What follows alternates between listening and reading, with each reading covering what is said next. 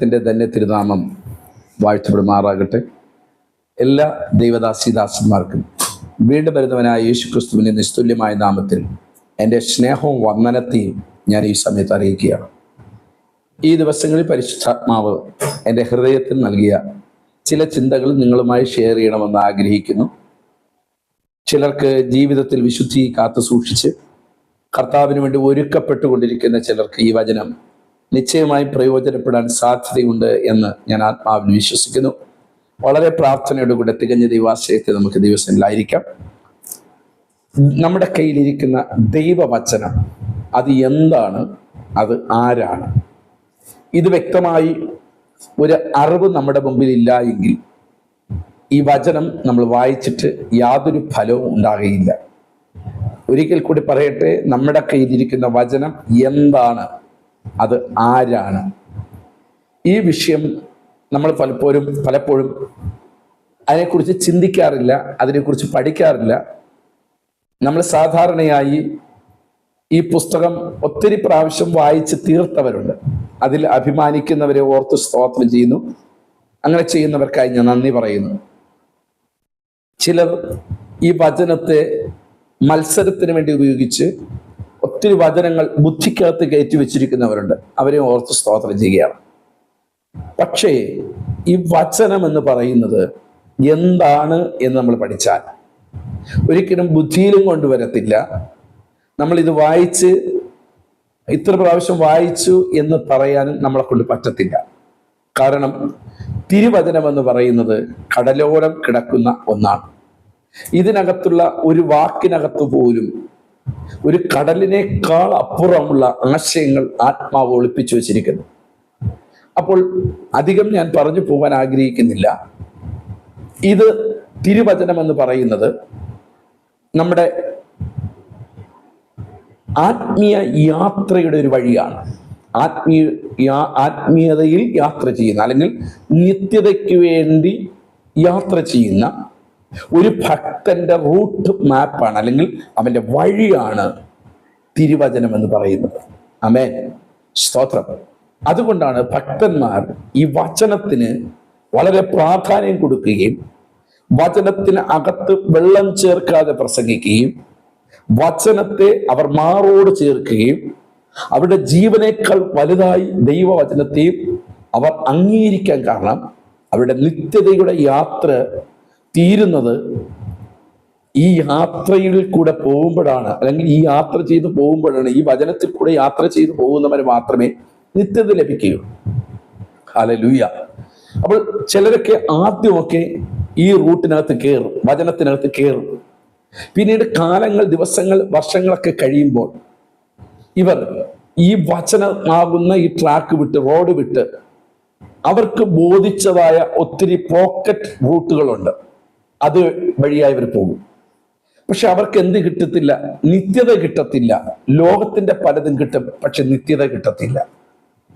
എന്നാൽ നിത്യതയ്ക്ക് വേണ്ടി ഒരുക്കപ്പെടുന്ന ഓരോ അമ്മമാരോടും, ഓരോ ആന്റിമാരോടും, ദൈവദാസന്മാരോടും, കുഞ്ഞുങ്ങളോടും ദൈവവചനം പഠിക്കുകയും ചെയ്യുന്ന ഓരോ മക്കളോടും പറയുന്നു, ഈ വചനം എന്ന് പറയുന്നത് ആകാശം മാറിപ്പോവും, ഭൂമി മാറിപ്പോവും, എങ്കിലും ദൈവത്തിന്റെ വചനം മാറുകയില്ല. ആമേൻ, സ്തോത്രം. അതിൽ വിശ്വസിക്കുകയും അതിൽ ഉറക്കുകയും ചെയ്യുന്ന ദൈവഭക്തന്മാരെ ഓർത്ത് സ്തോത്രം ചെയ്യുന്നു, സ്തുതിക്കുന്നു, മഹത്വപ്പെടുത്തുകയാണ്. അപ്പോൾ നമുക്ക് ഇന്ന് ചിന്തിക്കേണ്ടത് ഈ കുറച്ച് ഭാഗം, ഇന്ന് ദൈവവചനത്തെക്കുറിച്ച് മാത്രമേ പറയുന്നുള്ളൂ. അതിനുശേഷമുള്ള എപ്പിസോഡുകളിൽ ദൈവവചനത്തിന്റെ ശക്തികളെക്കുറിച്ചും ദൈവവചനത്തിനകത്ത് അടങ്ങിയിരിക്കുന്ന കാര്യങ്ങളെക്കുറിച്ച് പറയുവാൻ കൃപയിൽ ഞാൻ ആഗ്രഹിക്കുന്നു. കർത്താവ് അനുവദിച്ചാൽ അങ്ങനെ സംഭവിക്കട്ടെ. അപ്പോൾ ഈ വചനം എന്ന് പറയുന്നത് എന്താണ് എന്ന് നമുക്ക് ആദ്യം ചിന്തിക്കാം. യോഹന്നാന്റെ സുവിശേഷം 1-ാം അധ്യായം അതിന്റെ 1-2 വാക്യങ്ങൾ നിങ്ങൾ താഴോട്ട് വായിച്ചോളണം, എങ്കിലും ഞാൻ പറയാം. ആദിയിൽ വചനം ഉണ്ടായിരുന്നു, ആദിയിൽ വചനം ഉണ്ടായിരുന്നു, വചനം ദൈവത്തോട് കൂടെയായിരുന്നു. 3, വചനം ദൈവം ആയിരുന്നു. ആമേൻ. അപ്പോൾ നമ്മുടെ കയ്യിലിരിക്കുന്ന ഈ വചനം എന്ന് പറയുന്നത് എന്താണ്? ദൈവമാണ്. ക്രിസ്തു എന്ന് പറയുന്നത് എന്താണ്? ദൈവമാണ്, വചനമാണ്. ഹല്ലേലൂയ. അപ്പോൾ വചനമാകുന്ന ദൈവം നമ്മുടെ കയ്യിൽ ലഭിച്ചത് എത്ര വലിയ ഭാഗ്യമാണ്. അതുകൊണ്ടാണ് യെശയ്യാ പ്രവാചകന്റെ പുസ്തകത്തിൽ പ്രവാചകനോട് പറയുന്നു, ഭയപ്പെടേണ്ട, ഞാൻ നിന്റെ കൂടെ ഉണ്ട്. ഭ്രമിച്ചു നോക്കേണ്ട, ഞാൻ നിന്റെ ദൈവമാകുന്നു. ഞാൻ നിന്നെ ശക്തീകരിക്കും, ഞാൻ നിന്നെ സഹായിക്കും. എൻ്റെ നീതിയുള്ള വലങ്കരം കൊണ്ട് ഞാൻ നിന്നെ താങ്ങും. എന്ന് വെച്ചാൽ ഈ വചനത്തെ ഒരുത്തൻ ദൈവമായി കണ്ട് ആ വചനത്തിങ്കൽ അവൻ ജീവിക്കുന്നവനാണെങ്കിൽ അവനോട് പറയുന്ന വാക്കാണ്, നീ ഭയപ്പെടേണ്ട. ആരും ഇല്ല എന്ന് നിങ്ങൾക്കും എനിക്കും തോന്നുമ്പോൾ, നമ്മൾ ഏകനെന്ന് തോന്നുമ്പോഴും ദൈവവചനം പറയുന്നു, മക്കളെ, ഞാൻ നിന്റെ കൂടെയുണ്ട്. നീ ഭ്രമിച്ചു പോകേണ്ട. നിന്റെ അകത്തുള്ള ഞാൻ വചനം, നീ ഇന്നലെ വായിച്ച ആ വചനം, നീ ആ വചനത്തിൽ ഉറച്ചതുകൊണ്ട് ഞാൻ നിന്റെ കൂടെ ഉണ്ട്. നിന്നെ ഞാൻ ഉറപ്പിക്കുക. സ്തോത്രം. വീണ്ടും യെശയ്യാ പ്രവാചകന്റെ പുസ്തകത്തിൽ പറയുന്നു, നീ തീയിൽ കൂടെ കടക്കും, പക്ഷേ തീ നിന്നെ ദഹിപ്പിച്ച് കളയില്ല. നീ വെള്ളത്തിൽ കൂടെ കിടക്കും, പക്ഷെ വെള്ളം നിന്നെ മുക്കിക്കളയില്ല. കാരണം എന്താണ്? ഞാൻ നിന്റെ കൂടെ ഉണ്ട്. ഈ ഞാൻ എന്ന് പറയുന്നത് ആരാണ്? ദൈവമാണ്. എന്നാൽ യോഹന്നാനിൽ പറയുന്നു, വചനം ദൈവമാണ്. അങ്ങനെയാണെങ്കിൽ ഈ വചനം എന്താണ്? ക്രിസ്തു എൻ്റെ അകത്തുണ്ട്. ഞാൻ ഓരോ വചനങ്ങളും ഭക്ഷിക്കുമ്പോൾ, ഈ ഓരോ വചനങ്ങളും ഏറ്റെടുക്കുമ്പോൾ, ഈ വചനം എന്റേതായി ഞാൻ ഏറ്റെടുക്കുമ്പോൾ, ഈ വചനം എൻ്റെ ലൈഫിൽ ഞാൻ കൊണ്ടുവരുമ്പോൾ, എൻ്റെ സ്വഭാവത്തിലേക്ക് വരുമ്പോൾ എൻ്റെ സ്വഭാവം മാറാൻ തുടങ്ങി. ഹല്ലേലൂയ. ഒരു മീൻപിടുത്തക്കാരനായ പത്രോസ്, എടുത്തുചാട്ടക്കാരനായ പത്രോസ്, മീനിന്റെ ചെള്ളിന്റെ ദുർഗന്ധമുള്ള പത്രോസ്,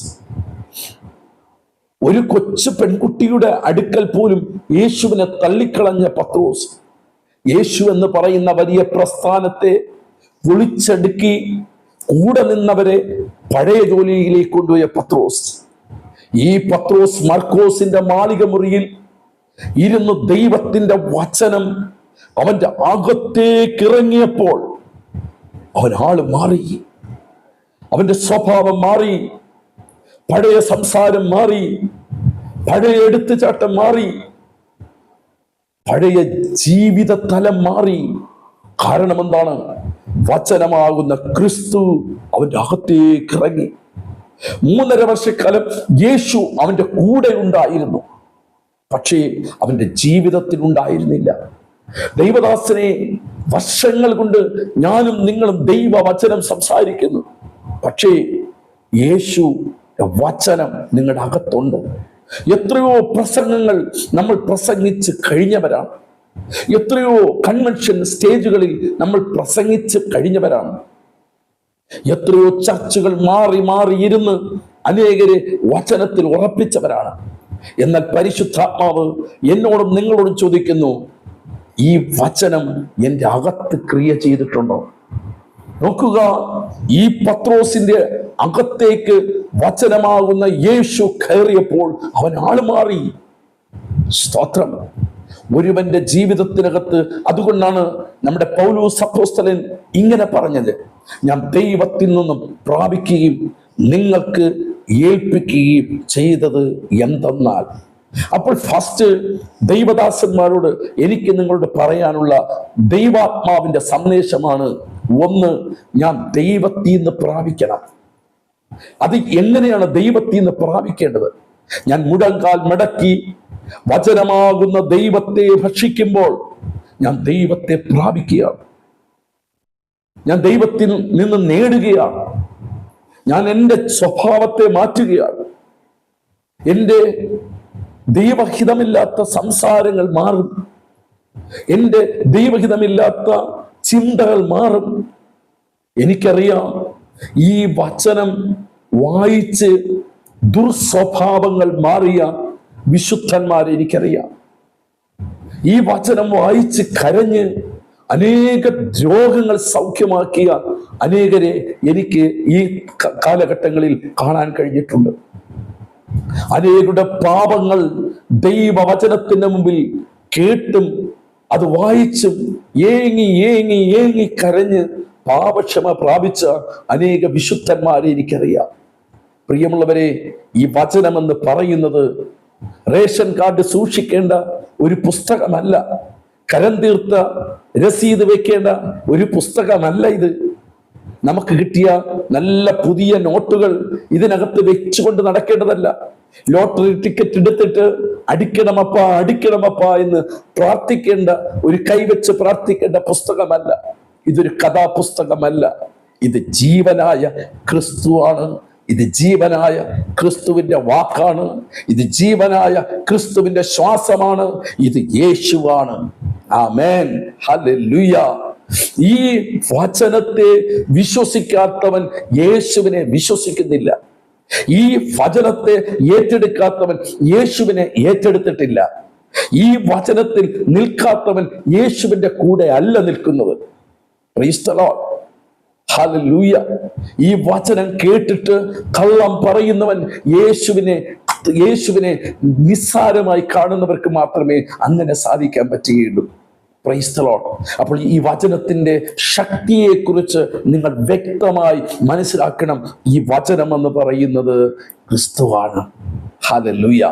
നമ്മൾ തിരുവത്താഴ ശുശ്രൂഷയുടെ മുമ്പിൽ ഇരിക്കുമ്പോൾ നമ്മൾ ദൈവസന്നിധിയിൽ കരയാറുണ്ട്. ദൈവത്തിന്റെ ദാസന്മാരായ ഞങ്ങൾ ഇങ്ങനെ പറയാറുണ്ട്, ഞങ്ങൾ കർത്താവിന് പ്രാപിക്കുകയും നിങ്ങൾ കേൾക്കുകയും ചെയ്തു നിന്നാൽ, കർത്താവ് യേശുവിനെ കാണിച്ചു കൊടുത്ത രാത്രിയിൽ അവൻ അപ്പമെടുത്ത് സ്തോത്രം ചൊല്ലി നുറുക്കി, ഇത് നിങ്ങൾക്ക് വേണ്ടിയുള്ള എൻ്റെ ശരീരമാവുന്ന ഇത് ഭക്ഷിക്കണം.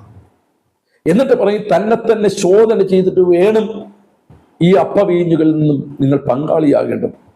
നിങ്ങൾ തിന്നുകയും കുടിക്കുകയും ചെയ്യുന്നവ ശരീരത്തെ വിവേചിക്കാഞ്ഞാൽ തനിക്ക് തന്നെ ശിക്ഷാവിധി തിന്നുകയും കുടിക്കുകയും ചെയ്യുന്നു. അങ്ങനെയാണെങ്കിൽ പഴയ നിയമത്തിൽ മന്നയായി വെളിപ്പെട്ട ക്രിസ്തു, പുതിയ നിയമത്തിൽ ദൈവവചനമായി ഇന്ന് നമ്മുടെ മുമ്പിൽ നിൽക്കുന്ന ക്രിസ്തു. ഹല്ലേലൂയ. ഇസ്രായേൽ മക്കൾക്ക് ആ ആത്മീയ മരുഭൂമി യാത്രയിൽ മന്ന കൊണ്ടവരെ പോഷിപ്പിച്ചു. അവരിൽ ഒരുത്തന് പോലും രോഗമുണ്ടായിരുന്നില്ല. ഒരുത്തന് പോലും കാഴ്ചശക്തി കുറഞ്ഞതായി കാണുന്നില്ല. ഒരുത്തന് പോലും തകർച്ചയുണ്ടായി കാണുന്നില്ല. കാരണം എന്താണ്? മരുഭൂമിയിൽ ജീവന്റെ മന്നയായ ക്രിസ്തു മന്നയായി അവർക്ക് പ്രത്യക്ഷപ്പെട്ടു.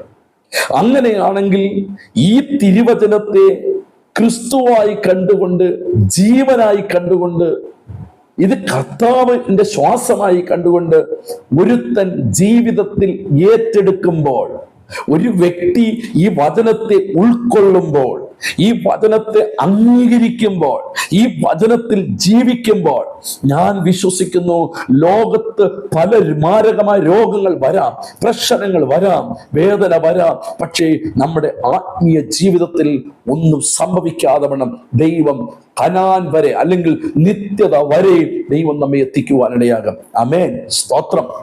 എന്നെ കേൾക്കുന്നവരോട് ഞാൻ പറയട്ടെ, ഈ വചനം എങ്ങനെ വായിക്കണം? അതിനു മുമ്പ് യോഹന്നാന്റെ സുവിശേഷം 1-ാം അധ്യായം 14 കൂടെ ഞാൻ നിങ്ങളെ ഒന്ന് പരിചയപ്പെടുത്തട്ടെ. വചനം ജഡമായി തീർന്നു, കൃപയും സത്യവും നിറഞ്ഞവനായി നമ്മുടെ ഇടയിൽ പാർത്തു.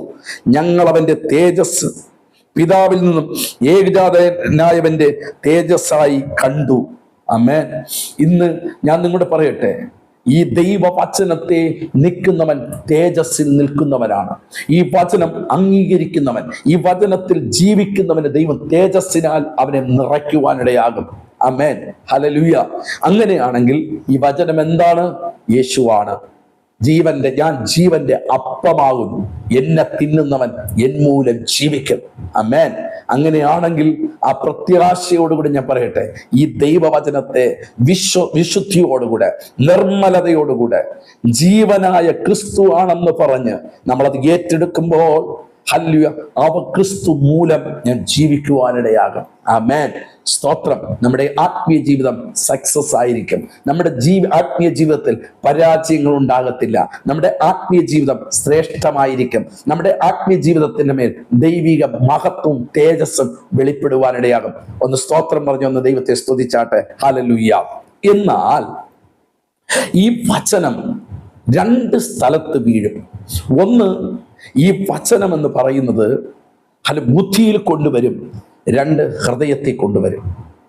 നമ്മൾ പലപ്പോഴും ഈ വചനം വായിക്കുന്നിച്ചിട്ട് നമ്മൾ ബുദ്ധിയിൽ കൊണ്ടുവരും. ഈ ബുദ്ധിയിൽ കൊണ്ടുവരുന്ന വചനം ലോകത്തിന്റെ ജ്ഞാനമായി ഇത് മാറും. ജ്ഞാനമായി മാറും. നമ്മൾ നേരെ നോക്കുന്നത്, ഒരു ഡോക്ടർ പറയുകയാണ്, ഉപദേശി, നിങ്ങൾ 5 മണിക്കൂറിനകത്ത് വെച്ച് മരിക്കും. വേഗത്തിൽ നിങ്ങൾ ഹോസ്പിറ്റലിൽ പോയി ചികിത്സിച്ചില്ലെങ്കിൽ 5 മണിക്കൂർ തികയുന്നതിന് മുമ്പായി മരിക്കും. ആരാ പറഞ്ഞത്? ലോകത്തിൽ 5 or 10 വർഷം പഠിച്ച ഒരു ഡോക്ടറുടെ വാക്ക. എന്നാൽ യേശുവിന്റെ വചനം ഞാൻ കഴിഞ്ഞ രാവിലെ വായിച്ചു. ഞാൻ നിന്നെ സൗഖ്യമാക്കുന്ന യഹോവയാകുന്നു. ഞാനിത് വായിച്ചപ്പോൾ എനിക്ക് മനസ്സിലായി, ഇതെന്റെ യേശു എന്നോട് സംസാരിച്ചു. ഈ വചനം എൻ്റെ ഹൃദയത്തിനകത്തുണ്ടെങ്കിൽ ഞാൻ ഡോക്ടറുടെ വാക്ക് കേൾക്കുമോ? ഞാൻ ദൈവത്തിന്റെ വാക്ക് കേൾക്കുമോ? ഞാൻ ഒരിക്കലും ഡോക്ടർ 5 മണിക്കൂർ പറഞ്ഞ ഡോക്ടർ മുമ്പിൽ, ഡോക്ടർ, ദൈവം അറിയാതെ എനിക്കൊന്നും സംഭവിക്കില്ല, ഞാൻ അങ്ങനെ പറയുന്നുവെങ്കിൽ ഞാൻ രാവിലെ വായിച്ച വചനം ബുദ്ധിയിലല്ല കയറിയത്, എൻ്റെ ഹൃദയത്തിലാ കയറിയത്. ദൈവദാസന്മാരെ, കുഞ്ഞുങ്ങളെ, സഹോദരങ്ങളെ, ഞാൻ ചോദിക്കട്ടെ, നമ്മൾ ഒത്തിരി വചനം വായിച്ചു, ഒത്തിരി വചനം കാണാതെ അറിയാം, റെഫറൻസ് സഹിതം ഈ വചനം നന്നായി അറിയുന്ന ഒത്തിരി മക്കൾ നമ്മുടെ ആത്മീയ ലോകത്തുണ്ട്. ഞാൻ ദൈവത്തിന് സ്തോത്രം ചെയ്യുന്നു.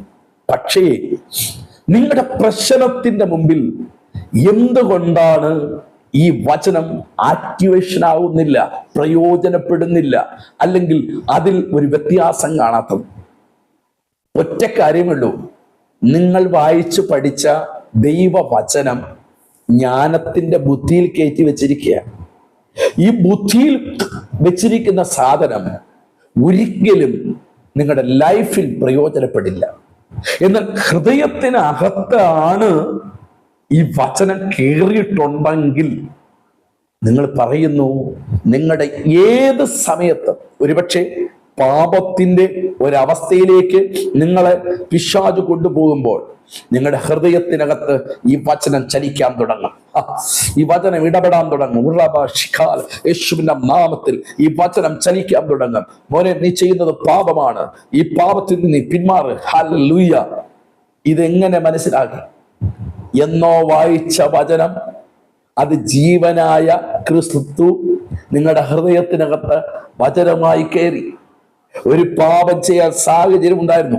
അപ്പനില്ല, അമ്മയില്ല, ഭാര്യയില്ല, ഭർത്താവില്ല, ദൈവദാസന്മാരില്ല, ദൂത് പറയാൻ ആരുമില്ല. പാപം ചെയ്യാൻ നല്ല അവസരമുണ്ടായിരുന്നു. പക്ഷേ കേട്ട വചനം ഹൃദയത്തിനകത്ത് സംഗ്രഹിച്ചിരുന്നു. ഇരമ്യാ പ്രവാചകന്റെ പുസ്തകത്തിൽ പറയുന്നു, അസ്ഥിക്കകത്ത് അടക്കപ്പെട്ട വചനം ഹൃദയത്തിനകത്ത് തീയായി വെളിപ്പെടുവാൻ തുടങ്ങി. മനസ്സിലായോ? ഇന്ന് ഞാൻ നിങ്ങളോട് പറയുന്നു, ദൈവത്തിന്റെ വചനം ബുദ്ധിയിൽ കൊണ്ടുവരരുത്, ഹൃദയത്തിൽ കൊണ്ടുവരിക. നിങ്ങൾ ബുദ്ധിയിൽ കൊണ്ടുവന്നാൽ ഈ വചനം ഒരിക്കലും പ്രയോജനപ്പെടുകയില്ല, പ്രയോജനരഹിതമായി തീരുവാനിടയാകും. യേശുവിനെ യഹൂദന്മാർ കാണിച്ചു കൊടുത്തു. യഹൂദന്മാരുടെ ബുദ്ധി കൊണ്ട് ചിന്തിച്ചു, ഇവനാണോ ഞങ്ങളെ രക്ഷകൻ? സ്തോത്രം. എന്നാൽ ആർക്കും വേണ്ടാത്ത പത്രോസിനെ നോക്കുക. അവൻ പറഞ്ഞു, നീ ജീവനുള്ള ദൈവത്തിന്റെ പുത്രനായ ക്രിസ്തുവാകുന്നു. ഹല്ലേലൂയ. കണ്ടോ, ഒരു ജ്ഞാനമില്ലാത്ത, വിവരമില്ലാത്ത, വിദ്യാഭ്യാസമില്ലാത്ത പത്രോസ്, നിനക്ക് ഈ ജ്ഞാനം എവിടെ നിന്ന് കിട്ടി? എന്നാൽ തന്നെ വർഷങ്ങൾ കൊണ്ട് തോറ പഠിച്ച് കർത്താവ് വരുമെന്ന് പഠിച്ച അനേക ഗുരുക്കന്മാരുണ്ട്, പുരോഹിതന്മാരുണ്ട്.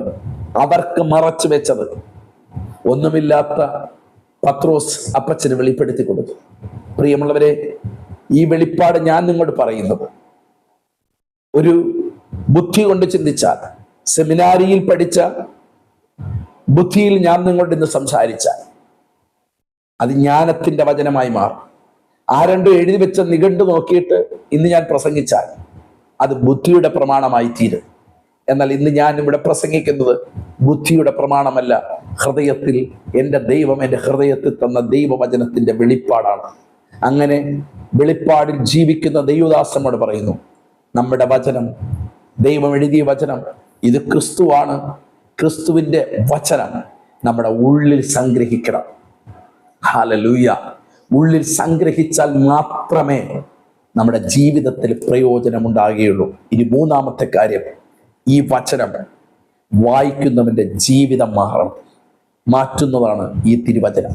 കാരണം ക്രിസ്തുവാണ്. യേശു ഒരാളുടെ വീട്ടിൽ പോയാൽ, അല്ലെങ്കിൽ ഒരു വ്യക്തിയിൽ വന്നാൽ, അവന് പണമല്ല കൊടുക്കുന്നത്, ആദ്യം അവന് സമ്പത്തല്ല കൊടുക്കുന്നത്. ഇന്നത്തെ പ്രസംഗങ്ങൾ മുഴുവനും അങ്ങനെയല്ലേ? ഒന്ന് ചിന്തിച്ചു നോക്കണം. യേശു നിങ്ങളുടെ വീട്ടിൽ വന്നാൽ വിടുതലാണ്, യേശു നിങ്ങളുടെ വീട്ടിൽ വന്നാൽ അത്ഭുതമാണ്, നിങ്ങളുടെ വീട് മാറും, കൊട്ടാരം വരും, നിങ്ങളുടെ പിള്ളേര് വിദേശ രാജ്യങ്ങളിൽ പോയി, യേശു വന്നാൽ മതി, യേശു. പക്ഷെ തിരുവചനം അങ്ങനെ അല്ല പഠിക്കുന്നു. യേശു നിങ്ങളുടെ ഉള്ളിൽ വന്നാൽ ആദ്യം സംഭവിക്കുന്നത് നിങ്ങളുടെ ലൈഫ് മാറും, നിങ്ങളുടെ ജീവിതം മാറും, നിങ്ങളുടെ സ്വഭാവത്തിന് മാറ്റം ഉണ്ടാകും. ഭാര്യയോട് സംസാരിക്കുന്ന രീതി മാറും, ഭർത്താവിനോട് സംസാരിക്കുന്ന രീതി മാറും, കുഞ്ഞുങ്ങളോട് സംസാരിക്കുന്ന രീതി മാറും, ദൈവദാസന്മാരോട് സംസാരിക്കുന്ന രീതി മാറും, വിശ്വാസികളോട് ദൈവദാസന്മാർ സംസാരിക്കുന്ന രീതി മാറും, സമൂഹത്തിൽ അവന്റെ രീതി മാറും, അവന്റെ വിചാരങ്ങൾക്ക് മാറ്റമുണ്ടാകും, അവന്റെ വികാരങ്ങൾക്ക് മാറ്റമുണ്ടാകും. ടോട്ടലി അവന്റെ ലൈഫ് മൊത്തം മാറും. സ്തോത്രം. അവന്റെ ജീവിതം മാറ്റുന്നവൻ ക്രിസ്തു. ഹല്ലേലൂയ. അതിന്റെ കൂടെ ഭൗതിക നന്മ തരുന്നുണ്ട്. യേശു വന്നാൽ വിടുതൽ കിട്ടുന്നെന്ന് ഞാൻ പറയുന്നില്ല. പക്ഷേ സക്കായിയുടെ വീട്ടിൽ ചെന്നപ്പോൾ സക്കായിയുടെ ജീവിതം മാറിയത് അവനുള്ളതെല്ലാം മറ്റുള്ളവർക്ക് കൊടുത്തു എന്നാണ് വേദവസ്തം പറയുന്നത്. ലാസറിന്റെ വീട്ടിൽ ചെന്നിട്ട് അവിടെ യേശു വന്നപ്പോൾ ആ വീട്ടിന്റെ സ്ഥിതി അങ്ങ് മാറി. ആ പാപിനിയായ സ്ത്രീയുടെ അകത്തേക്ക് യേശു കയറിയപ്പോൾ അവളുടെ പാപം മാറി. യേശു രക്തസ്രാവക്കാരുടെ യേശുവിന് വന്ന് തൊട്ടപ്പോൾ അവളിൽ നിന്നുള്ള ബാധ വിട്ടു മാറി എന്നൊക്കെയാണ് വായിക്കുന്നത്. പക്ഷേ ഇന്ന് എന്തോ മറ്റൊരു സുവിശേഷത്തിലേക്ക് നമ്മുടെ ആത്മീയ ലോകം കടന്നുപോയി. നമ്മളെല്ലാവരും ദൈവദാസന്മാർ, നമ്മളെല്ലാവരും സാധാരണ ഒരു വ്യക്തിയെ കാണുമ്പോൾ ആദ്യം പറയുന്നത്, നിന്റെ ജീവിതത്തിലെ പ്രശ്നം യേശു പരിഹരിക്കും.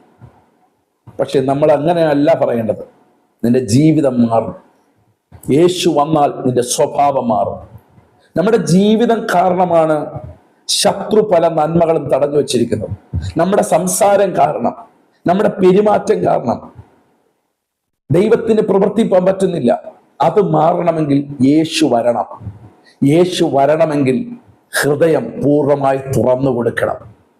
ഞാൻ വെളിപ്പാട് പറഞ്ഞു, ഞാൻ വാതിൽ നിന്ന് മുട്ടുന്നു. ആരെങ്കിലും വാതിൽ തുറന്നാൽ ഞാൻ അവനോടും അവൻ എന്നോടും കൂടെ അത്താഴം കഴിക്കും.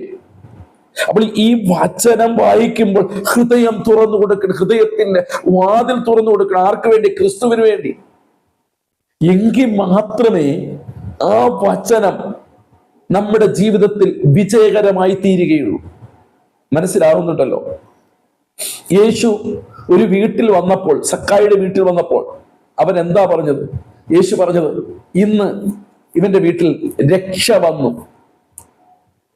ഇവനും അബ്രഹാമിന്റെ മകൻ ആകയാൽ ഇന്ന് ഈ വീട്ടിൽ രക്ഷ വന്നു. ഏത് രക്ഷ വന്നു? അപ്പോൾ ഈ വചനം വായിക്കുമ്പോൾ ആദ്യം നടക്കുന്ന രക്ഷയാണ്. ഏത് രക്ഷ? പാപത്തിൽ നിൽക്കുന്ന മനുഷ്യന്റെ രക്ഷ. ആർക്കും രക്ഷപ്പെടുത്താൻ കഴിയാത്ത പാപമെന്ന് പറയുന്ന മഹാശക്തിയുടെ നടുവിൽ ക്രിസ്തു ഒരുത്തന്റെ ഉള്ളിൽ വരുമ്പോൾ അവന്റെ പാപം മായ്ഞ്ഞു പോകുന്നു, മായ്ച്ചു കിട്ടുന്നു. അവൻ പിന്നീട് നരകത്തിലേക്കല്ല, നിത്യതയിലേക്ക് അവനെ മാറ്റപ്പെടുന്നു. അതാണ് രക്ഷ എന്ന് പറയുന്നത്. ഹല്ലേലൂയ. ആ രക്ഷ വരണമെങ്കിൽ വചനം തുറന്ന് വായിക്കുമ്പോൾ, നിങ്ങൾ വചനം ഹൃദയം തുറന്ന് വായിച്ചാൽ, ആ ഹൃദയത്തിനകത്ത് വന്നാൽ അകത്ത് കിടക്കുന്ന പാപങ്ങൾ പുറത്ത് ചാടും. ഹല്ലേലൂയ. അപ്പോസ്തലന്റെ പ്രവൃത്തിയുടെ പുസ്തകം 1-2 വായിക്കുമ്പോൾ, മർക്കോസിന്റെ മാളിക മുറിയിൽ പത്രോസ് എഴുന്നേറ്റത് പ്രസംഗിച്ചപ്പോൾ ഹൃദയത്തിൽ കുത്തുകൊണ്ട്, ബുദ്ധിയിൽ കുത്തുകൊണ്ടെന്നല്ല, ഹൃദയത്തിൽ കുത്തുകൊണ്ടു. ഹൃദയത്തിൽ കുത്തുകൊണ്ടപ്പോൾ പറഞ്ഞു, ഞങ്ങൾ ഇനി എന്ത് ചെയ്യണം? പത്രോസ് പ്രസംഗിച്ചു, യേശുവിന്റെ വചനം പറഞ്ഞു, ഉപദേശം പറഞ്ഞു. അന്ന് സ്നാനപ്പെട്ടു 3000 പേർ സഭയോട് ചേർന്നു. എന്താ കാര്യം? ദൈവത്തിന്റെ വചനം ഹൃദയത്തിനകത്തേക്ക് ഇറങ്ങി. എന്റെ ദൈവദാസന്മാരെ, നമ്മൾ പ്രസംഗിച്ചാൽ എത്ര പാപികൾ മാനസാന്തരപ്പെടുന്നു, രോഗികൾ സൗഖ്യമാകുന്നെന്ന് പറയുന്നു, ഭൂതങ്ങൾ പോകുന്നു എന്ന് പറയുന്നു. എത്ര പേർ മാനസാന്തരപ്പെടുന്നു, എത്ര പേർ നിത്യതയ്ക്ക് വേണ്ടി ഒരുക്കപ്പെടുന്നു. കാരണം എന്തെന്നറിയണ്ടേ? നമ്മൾ ബുദ്ധിയുടെ വചനമാ പറയുന്നത്. നമ്മൾ കുറെ കാണാപ്പാഠം പഠിച്ചു, കുറെ നിഘണ്ടു പഠിച്ചു, കുറച്ച് കമന്ററിയൊക്കെ പഠിച്ചു. കുറെ ആൾക്കാർ പ്രസംഗിക്കുന്നത് കേട്ടിട്ട് ഞായറാഴ്ച ഒന്നങ്ങ് തട്ടുകയാണ്. പാപം വിശ്വാസികൾ കൈയടിച്ച് ബഹളമുണ്ടാക്കി, അയ്യോ അത് ഭയങ്കര സംഭവം എന്നൊക്കെ പറയുന്നു. പെട്ടെന്ന് ശരീരത്തിന് ഭയങ്കര സൗഖ്യമുണ്ട്, അതുണ്ടെന്ന് പറയുന്നു. അവിടെ മൈക്ക് കൊടുക്കുന്നു, പിന്നെ ടിവിയും മാധ്യമങ്ങളിൽ കൂടെ അറിയിക്കുന്നു, യൂട്യൂബുകളിൽ കൂടെ അറിയിക്കുന്നു. പിന്നെ ഭയങ്കര സംഭവമായി. പക്ഷെ ഞാനൊരു കാര്യം പറയട്ടെ, അവന്റെ ഷോളർ വേദന മാറി, തലവേദന മാറി, അവന്റെ കൈവേദന മാറി. അവൻ നാളെ 10 ദിവസം കഴിയുമ്പോൾ അവന്റെ ഉള്ളിൽ കിടക്കുന്ന പാപം വീണ്ടും അവനെ പാപത്തിൽ കൊണ്ടുപോകുന്നു. കാരണം ഇതാണ് ബുദ്ധിയുടെ വചനമെന്ന് പറയുന്നത്. ബുദ്ധിയുടെ വചനമല്ല വേണ്ടത് ഈ തലമുറയിൽ. നിങ്ങളുടെ ഹൃദയം ദൈവത്തിൽ നിന്ന് പ്രാപിക്കണം. ദൈവത്തിൽ നിന്ന് പ്രാപിക്കണമെങ്കിൽ നമ്മുടെ ഹൃദയത്തിന്റെ വാതിൽ തുറക്കണം. എന്ന് വെച്ചാൽ എൻ്റെ ലൈഫിൽ ജീവിതം മാറണം, എൻ്റെ സ്വഭാവം മാറണം, എൻ്റെ നടപ്പ് മാറണം. ഈ വചനം വായിക്കുമ്പോൾ എൻ്റെ ദുഷിച്ച സ്വഭാവം മാറണം. അത് ദൈവദാസനായിരുന്നാലും ആരായിരുന്നാലും. എന്നാൽ മാത്രമേ, അതുകൊണ്ടാണ് ദാവീദ് 51-ാം സങ്കീർത്തനത്തിൽ പറയുന്നത്, രക്ഷയുടെ സന്തോഷം എനിക്ക് തിരിച്ചു തന്നെ മനസ്സൊരുക്കമുള്ള ആത്മാവിലാണ് എന്നെ തൃപ്തിപ്പെടുക. അപ്പോൾ ഞാൻ അതിക്രമക്കാരോട് നിന്റെ വഴികളെ കുറിച്ച് പറയും, പാപികൾ നിന്നിലേക്ക് മനം തിരിയും. എപ്പോഴാ? തന്റെ പാപം കഴുകൽ പ്രാപിച്ചപ്പോൾ. മനസ്സിലായോ? അങ്ങനെയാണെങ്കിൽ ദൈവത്തിന്റെ വചനം ആദ്യം എന്നെ കുത്തണം, എന്റെ അകത്തുള്ള പാപം കഴുകണം, ഞെക്കി പിഴിയേണ്ടതെല്ലാം കഴുകണം. ആര്? ക്രിസ്തുവാകുന്ന വചനം, യേശുവിന്റെ ജീവന്റെ അപ്പമായ ഈ വചനം ഉള്ളിലേക്ക് ഇറങ്ങണം. ആമേൻ. അപ്പോൾ ഒന്ന്, നമ്മുടെ ജീവിതത്തിൽ വചനത്തിന്റെ പ്രത്യേകത ഭയങ്കരമാണ്. ആമേൻ. മനസ്സിലായവർക്കായി ഞാൻ സ്തോത്രം ചെയ്യുന്നു, സ്തുതിക്കുകയാണ്. എന്റെ പ്രിയമുള്ളവരെ, വചനം വായിച്ചത് കൊണ്ടല്ല, വചനം അനുസരിക്കണം, വചനം ജീവിതത്തിൽ കൊണ്ടുവരണം. നമ്മുടെ ലൈഫ് മൊത്തം മാറും. ഞാൻ ഉറപ്പിച്ചു പറയുന്നു. ആരും തലയിൽ കരം വയ്ക്കണ്ട, ആരും ദൂത് പറയണ്ട, ആരും അത്ഭുതത്വം നിങ്ങൾ ചെയ്യണ്ട. ഈ വചനം നിങ്ങൾ ഹൃദയം തുറന്നു വായിക്കണം, ഹൃദയം തുറക്കണം. ബുദ്ധിയിൽ കൊണ്ടുവരരുത്, ഈ വചനം ബുദ്ധി കൊണ്ടുവരരുത്. ഹൃദയത്തിനകത്ത് ഹൃദയം തുറന്ന് വായിക്കുമ്പോൾ അറിയാതെ കരയാൻ തുടങ്ങും, അറിയാതെ പാപം ഏറ്റു പറയാൻ തുടങ്ങും, അറിയാതെ ദൈവസന്നിധി നിലവിളിക്കും, അറിയാതെ ദൈവസന്നിധി സന്തോഷിക്കും, അറിയാതെ വിശ്വാസത്തിൽ നിറയും, അറിയാതെ ചില തീരുമാനങ്ങൾ എടുക്കും. എപ്പോഴാ? ഹൃദയം തുറന്ന് ദൈവവചനം എന്ന് വെച്ചാൽ യേശു നിങ്ങളുടെ അകത്ത് വന്നിരിക്കുകയാണ്. ആമേൻ. ആ നിമിഷം മുതൽ നിങ്ങൾക്ക് ആത്മസന്തോഷം, രക്ഷയുടെ സന്തോഷം കൊണ്ട് ദൈവം നിങ്ങളെ നിറയ്ക്കുവാനിടയാകും. ഹല്ലേലൂയ. ഇനി നോക്കണം, ഈ വചനം എന്ന് പറയുന്നത് ഇതൊരു ചുറ്റികയാണ്. എന്തിനാ ചുറ്റിക ഉപയോഗിക്കുന്നത്? പാറയെ തകർക്കുന്ന ചുറ്റിക. പാറയെ തകർക്കാൻ വാളല്ല ഉപയോഗിക്കുന്നത്, ചുറ്റികയാണ്. ആമേൻ. നമ്മൾ കണ്ടിട്ടുണ്ടല്ലോ. അങ്ങനെയാണെങ്കിൽ നമ്മുടെ ഹൃദയത്തിനകത്ത് പാപം നാളുകളായി പലരുമായിട്ടുള്ള വിദ്വേഷങ്ങള്, വൈരാഗ്യങ്ങള്, അതും ഇതൊക്കെ നമ്മളെ മനസ്സിനകത്ത് നിറച്ചു വെച്ചിരിക്കുക. പക്ഷെ ഈ വചനം ഹൃദയത്തിന്റെ വാതിൽ നിങ്ങൾ തുറന്നു കൊടുത്തിട്ട് ഈ വചനം വായിച്ചു നോക്കണം. അല്ലെങ്കിൽ ഒരു ചുറ്റിക പോലെ ആ പാപത്തെ അടിച്ചു പൊട്ടിക്കുവാനിടയാകും. എന്ന് വെച്ചാൽ യെഹെസ്കേൽ പ്രവാചകന്റെ പുസ്തകം 36 നിങ്ങൾ പഠിക്കുമ്പോൾ, കല്ലായ ഹൃദയം നിങ്ങളുടെ ഉള്ളിൽ നിന്നും മാറ്റി മാംസളമായ ഒരു ഹൃദയം, എന്തും സ്വീകരിക്കുവാൻ, എല്ലാം ക്ഷമിക്കുവാൻ, എല്ലാം സഹിക്കുവാൻ, എല്ലാം പൊറുക്കുവാനുള്ള ഒരു മനോഹരമായ ഒരു ഹൃദയം നിങ്ങൾക്ക് തരണമെങ്കിൽ ഈ വചനം നിങ്ങളുടെ അകത്തേക്ക് ഇറങ്ങി വരണം. ആമേൻ. Praise the lord. മനസ്സിലാകുന്നുണ്ടോ? ഒന്ന്, ഈ വചനം അല്ലെങ്കിൽ ക്രിസ്തുവിനെ കുറിച്ച് പറയുന്നു. ഒന്ന്, പാറയെ തകർക്കുന്ന ചുറ്റികയാണ്. രണ്ട്, പത്രോസ് അപ്പച്ചൻ എന്താണ് പറയുന്നത്? ഇത് മായമില്ലാത്ത പാലെന്നാണ്. മായമില്ലാത്ത എന്ന് വെച്ചാൽ ഈ മായമില്ലാത്ത പാലിനൊരു കുഴപ്പമുണ്ട്, ശരീരത്തിന് ഒരു കുഴപ്പവും വരില്ല. ഈ വചനം നിങ്ങൾ ഹൃദയം തുറന്ന് കുടിക്കുമ്പോൾ അല്ലെങ്കിൽ അത് ഏറ്റെടുക്കുമ്പോൾ എന്താണ് ഇത് ആയിത്തീരുന്ന ഇത് മായമില്ലാത്ത, ഒരു കറയില്ലാത്ത, ഒരു കളങ്കമില്ലാത്ത, ഒരു ബലഹീനതയില്ലാത്ത, ഹല്ലേലൂയ, ഇത് പാലായി മാറുകയാണ് ദൈവത്തിന്റെ വചനം. ഈ വചനം കുടിക്കുമ്പോൾ നിങ്ങളുടെ പുറമേ അല്ല ശക്തി പ്രാപിക്കുന്നത്, നിങ്ങളുടെ അകത്തെ മനുഷ്യൻ ശക്തി പ്രാപിക്കും. അപ്പോഴാണ് നമ്മൾ ആത്മാവിന്റെ സാന്നിധ്യം അനുഭവിക്കുന്നത്. അപ്പോഴാണ് കർത്താവിന് വേണ്ടി എന്തെങ്കിലുമൊക്കെ ചെയ്യാൻ. ഇന്ന് ആത്മീയമായി നമ്മൾ മരിച്ചു കിടക്കുക, കാരണം വചനകത്തില്ല. ഇന്ന് പ്രവചനം ഇഷ്ടം പോലെയുണ്ട്, ആരാധന ഇഷ്ടം പോലെയുണ്ട്, വർഷിപ്പ് ഇഷ്ടം പോലെയുണ്ട്, കാര്യങ്ങളെല്ലാം ഉണ്ട്. പക്ഷെ എന്തില്ല? നമ്മുടെ ഉള്ളിൽ വചനമില്ല. സ്തോത്രം, ഹല്ലേലൂയ. വചനമില്ലാത്ത കാലം. നമ്മുടെ ഒരു ഡോക്ടർ മോൻ ലോകം അറിയപ്പെടുന്ന വലിയൊരു ഡോക്ടർ, ശ്രേഷ്ഠനായ ഡോക്ടർ, പുള്ളിയുടെ കയ്യിൽ ആര് വന്നാലും 5 ദിവസം കഴിയുമ്പോൾ ചാടി എഴുന്നേറ്റ് പോകും. പക്ഷെ തൻ്റെ മോൻ ഇന്ന് വരെ ചാടി എഴുന്നേറ്റിട്ടില്ല. താൻ എന്നും കറങ്ങി തിരിഞ്ഞ് വല്ലാത്തവനായി താൻ കിടക്കുക. കാരണം എന്തെന്നറിയണ്ടേ? പുള്ളി അപ്പൻ കൊടുക്കുന്ന മരുന്ന് കഴിക്കില്ല. സ്തോത്രം. ഇതുപോലെയാ ലോകരക്ഷകനായ ദൈവം. ഈ വചനമാകുന്ന, ജീവന്റെ വചനമാകുന്ന ഈ അപ്പം അല്ലെങ്കിൽ മായമില്ലാത്ത പാല് കുടിക്കൂല. കുടിക്കാത്തത് കൊണ്ട് എന്ത് ചെയ്യുന്നു? നമ്മൾ ആത്മീയമായി ക്ഷീണിച്ച് തളർന്നു പോവുകയാണ്. ഇനി വചനത്തെ കുറിച്ച് പറയുന്നത് അത് കണ്ണാടി എന്നാണ്. എന്താ കണ്ണാടി നമ്മൾ ഉപയോഗിക്കുന്നത്? ആരുടെയും പരസഹായം കൂടാതെ. എൻ്റെ മുഖത്ത് എന്തെങ്കിലും കറയുണ്ടോ? എൻ്റെ മുഖത്ത് ഞാനിട്ട പൗഡർ കൂടിപ്പോയോ? ഞാൻ ഒതുക്കി വെച്ച തലമുടി മാറിപ്പോയോ? എൻ്റെ വസ്ത്രത്തിന്റെ ഭംഗി എങ്ങനെയാണ്? ആരും പറയാതെ സ്വയമായി കാണാൻ കഴിയുന്ന ഒന്നാണ് കണ്ണാടി, ഈ ദൈവത്തിന്റെ വചനം. എന്ന് വെച്ചാൽ എൻ്റെ ഹൃദയത്തിനകത്ത് ഒരു ദൈവവചനം കയറി കഴിഞ്ഞാൽ, ഞാനിപ്പോൾ ഉദാഹരണം പറഞ്ഞാൽ ഫോഷ്ക്ക് കള്ളം പറയരുത്. സ്തോത്രം. ഇത് ബുദ്ധിയിൽ വന്നു കഴിഞ്ഞാൽ കുഴപ്പമില്ല, അബ്രഹാം കള്ളം പറഞ്ഞല്ലോ, അവൻ കള്ളം പറഞ്ഞല്ലോ, ഇവൻ കള്ളം പറഞ്ഞു നമ്മൾ പറയും. അല്ലെങ്കിൽ നിങ്ങളുടെ പാസ്റ്റ് കള്ളം പറയുന്നു, ഇന്ന പ്രവാചകൻ കള്ളം പറയും, ഞാൻ കേട്ടല്ലോ, അത് വരെ ചെയ്യല്ലോ എന്ന് പറഞ്ഞ് നമ്മൾ കളയും. പക്ഷേ ഹൃദയത്തിനകത്ത് കയറിയാൽ നമ്മൾ പറയും, അയ്യോ പപ്പാ, ഞാൻ അറിയാതെ പറഞ്ഞു പോയപ്പോ എന്നോട് ക്ഷമിക്കണോപ്പ. എന്ന് വെച്ചാൽ എന്താണ്? സ്വയമുള്ള കണ്ണാടിയാണ്. അതൊരു പ്രവാചകൻ വന്ന് നീ കള്ളം പറഞ്ഞെന്നൊന്നും പറയണ്ട. നമ്മളെ വായിൽ നിന്ന് അറിയാതെ ഒരു വാക്ക് വീണു പോയാൽ നമ്മൾ കരയാൻ തുടങ്ങും. മനസ്സിലായോ? ഇതാണ് ദൈവത്തിന്റെ വചനം. ഈ വചനം നമ്മുടെ അകത്ത് വരാത്ത കാലം നമ്മുടെ യാത്ര നിത്യതയിലേക്കുള്ള യാത്രയല്ല, നിത്യ നരകത്തിലേക്കുള്ള യാത്രയാണ്. ഒരുപക്ഷെ നിങ്ങൾക്ക് ഒത്തിരി കൃപാവരങ്ങൾ കണ്ടെന്നവരാം, ഒത്തിരി അഭിഷേകത്താൽ നിറയുന്നവരായിരിക്കാം. നിങ്ങൾ ബൈബിൾ എടുക്കാതെ ഒത്തിരി വചനങ്ങൾ പറഞ്ഞുകൊണ്ടിരിക്കുന്നവരായിരിക്കാം. ഹല്ലേലൂയ. എന്നാൽ ഇന്ന് രാവിലെ ഞാൻ പറയുന്നു, ഈ വചനം ജീവന് ചൈതന്യമുള്ളതാണ്. എബ്രായർക്കെഴുതിയ 4-ാം അധ്യായം, ജീവന് ചൈതന്യമുള്ളത്, ഏത് വാളിനേക്കാൾ മൂർച്ചയുള്ളതാണ്. ആമേൻ. നിന്റെ വശത്ത് 1000 പേര്, നിന്റെ വലതുവശത്ത് 10,000 പേര് വീഴും, അതിന്റെ അടുത്ത് വരികയില്ല. കാരണം വചനത്തിൽ ജീവിക്കുന്നവന്റെ കൂടെ ദൈവമുണ്ട്. കാരണം വചനം ക്രിസ്തുവാണ്. ആമേൻ. അങ്ങനെയാണെങ്കിൽ ക്രിസ്തുവാകുന്ന ഈ വചനം, നിങ്ങൾ എങ്ങനെയാണ് ഈ വചനത്തെ കാണുന്നത്? സ്തോത്രം. വചനത്തെ വചനമായി ക്രിസ്തുവായി കണ്ട് ഇന്നു മുതൽ ജീവിക്കാൻ കഴിയുമെങ്കിൽ നിങ്ങളുടെ ജീവിതത്തിൽ നിങ്ങളുടെ യാത്ര ശുഭകരമായിരിക്കും. ഹല്ലേലൂയ. വെളിപ്പാട് പുസ്തകം അവിടെ വായിക്കുന്നത് ഇങ്ങനെയാണ്, നിനക്കല്പമേ ശക്തിയുള്ളൂ, എങ്കിലും എൻ്റെ വചനം നീ കാത്തു, എൻ്റെ നാമം നീ നിഷേധിച്ചില്ല. അതുകൊണ്ട് ഞാൻ നിനക്ക് വേണ്ടി ഒരു വാതിൽ തുറന്നു വെച്ചിരിക്കുന്നു. ഏത് വാതില? സാമ്പത്തികത്തിന്റെ വാതിലല്ല, ബാങ്കിന്റെ വാതിലല്ല, ജോലിയുടെ വാതിലല്ല, മക്കളുടെ വാതിലല്ല, അതല്ല വാതിൽ. നിത്യതയുടെ വാതിൽ ഞാൻ തുറന്നു വെച്ചിരിക്കുന്നു. അത് ആർക്കും അടയ്ക്കാൻ പറ്റില്ല. ആർക്ക് വേണ്ടിയാ ആ നിത്യതയുടെ വാതിൽ തുറന്നു വെച്ചിരിക്കുന്നത്? വചനത്തെ കാത്ത് ദൈവത്തിന്റെ നാമത്തെ ദുഷിക്കാത്തവന് വേണ്ടി നിത്യതയുടെ വാതിൽ തുറന്നു വെച്ചിരിക്കുന്നു. ആമേൻ.